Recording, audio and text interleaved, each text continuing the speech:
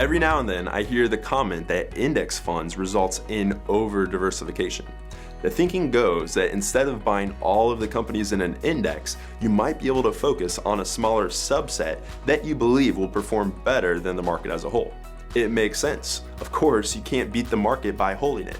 The problem is that decreasing diversification leads to a wider range of possible outcomes with a disproportionately large probability of a negative outcome relative to the entire market.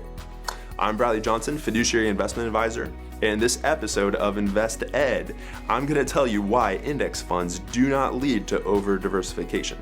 To talk about over-diversification, I need to introduce something called dispersion. It's the size of the range of returns observed for an investment strategy.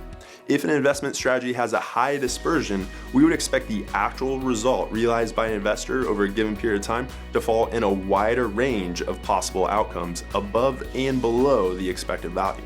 Another way of thinking about high dispersion is that your outcome is less reliable. Even if you have good reason to expect some amount of average long-term return, high dispersion means that you are less likely to get it.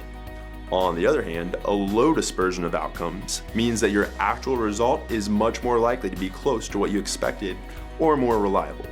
Now, to be clear, if your goal is to knock it out of the park and make massive gains by picking stocks, then you want high dispersion. This doesn't mean that you're going to get your desired result, but to have the potential for massive gains, you also have to accept the potential for massive losses. This is what you get with higher dispersion. For any long-term investor who's hoping to meet their financial goals, as opposed to trying to knock it out of the park, a low dispersion of outcomes is typically much more favorable. The relationship between the dispersion of returns and diversification is very important. In 2006, an academic definition called active share was introduced to examine the concept of intentionally under-diversifying relative to an index in an attempt to add value. This is how traditional active management works. Active share measure is the extent of active management being used by a fund manager. Stated in other words, active share measures how different an investment strategy is from an index. When someone says that index funds leads to over-diversification, they are effectively saying that you should invest in something less diversified with higher active share in order to do better than the index. In a 2012 paper, Vanguard looked at the dispersion of outcomes for actively managed mutual funds alongside their level of active share.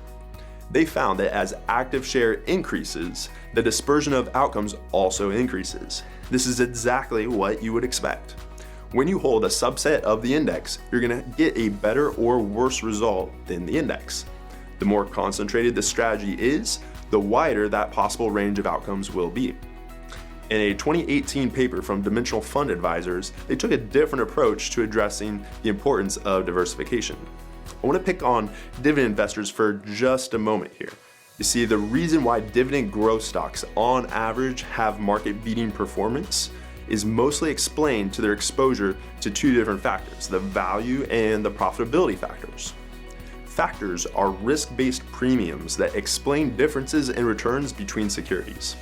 For example, value stocks, on average, have higher expected returns than growth stocks.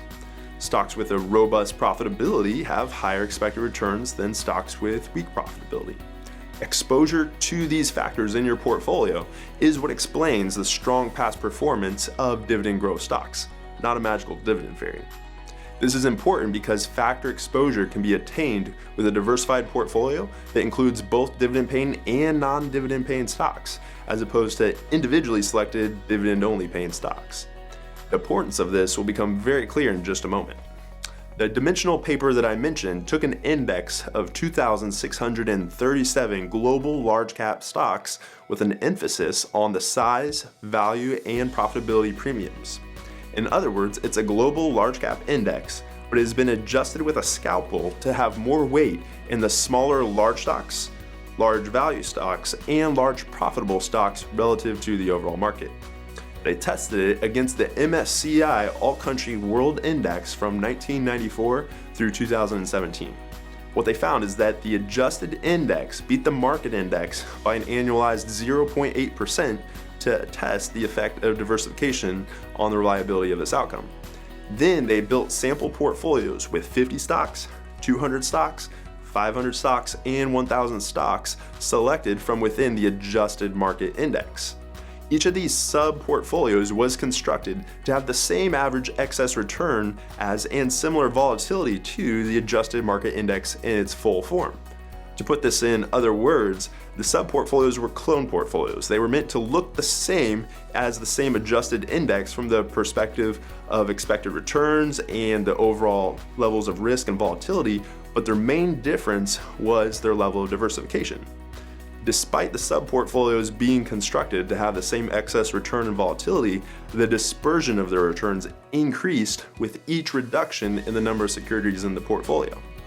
Due to the increase in dispersion, the authors found that while the probability of the full adjusted index being the MSCI All Country World Index over 5 years was 92%, the clone portfolio that was made up with only 50 stocks had a much lower 63% probability of actually beating the index. This should make it clear from my example of a dividend investor hoping to capture the value and profitability premiums, which are what explain the excess returns in dividend-paying stocks, while holding, say, only 20 or 30 stocks in their portfolio, is in for a much wider dispersion of potential outcomes. They may do really well, as I know some dividend investors have, but they also may do very poorly. And there's no way to predict the actual outcome that any individual with a concentrated portfolio will get. Dimensional funds ran this analysis in the context of their own investment vehicles, which own the market as a whole while targeting stocks with higher expected returns. What they're finding extends to a traditional index fund as well. Capturing the market premium similarly requires broad diversification, where more diversification increases the reliability of that outcome. To me, this finding is both intuitive and profound. We know that it tends to be a small number of stocks that drive most of market returns. So without the ability to predict the future, of course you need to hold all the stocks to get an outcome that's similar to the market. It also tells us very clearly that if a reliable outcome is the main goal, then there's no such thing as over-diversification. I mentioned that we know that only a small subset of stocks drive most of market returns. In his 2017 paper, Hendrik Bessenbinder found that 58% of common stocks in the United States have underperformed the Treasury bill rate over their full lifetime, and that the entire gain in the US stock market since 1926 is attributable to only 4% of the stocks. In their 2015 paper, Heaton, Poulsen, and Witt constructed a simple model to illustrate why this matters. Let's say we have an index consisting of 5 securities. 4 of which will return 10% and 1 which will return 50% over a given time period. Active managers will create portfolios using an equally weighted subset of either 1 or 2 of the available securities. Based on this, we know that there will be a set of 15 possible actively managed portfolios. 10 of those 15 portfolios are going to earn a 10% return due to omitting the 50% stock, and 5 of the 15 portfolios will earn either a 30% return or a 50% return, whether or not they have 1 or 2 securities in that portfolio. In this example, the mean average return of all the active fund managers will be 18%, while the median return for the active managers is only going to be 10%. Stated differently, 2/3 of the actively managed portfolios are going to underperform the index due to their omitting the 50% returning security, which is always included in the index. The index portfolio containing all the stocks will return 18%. The surest way to avoid the relatively likely bad outcome of the active managers is holding all the stocks in the index. We know from research on ActiveShare that less diversification relative to an index results in a wider dispersion of possible outcomes around that index.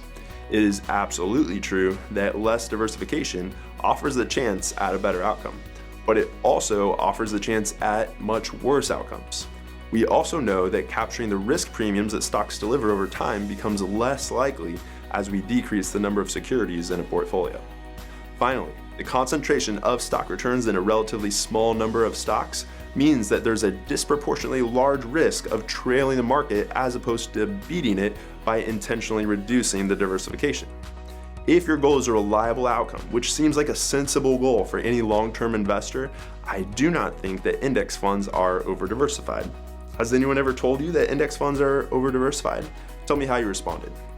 Thanks again for watching. My name is Bradley Johnson and this is Invest Ed. If you enjoyed this video, please share it with someone that you think could benefit from this information.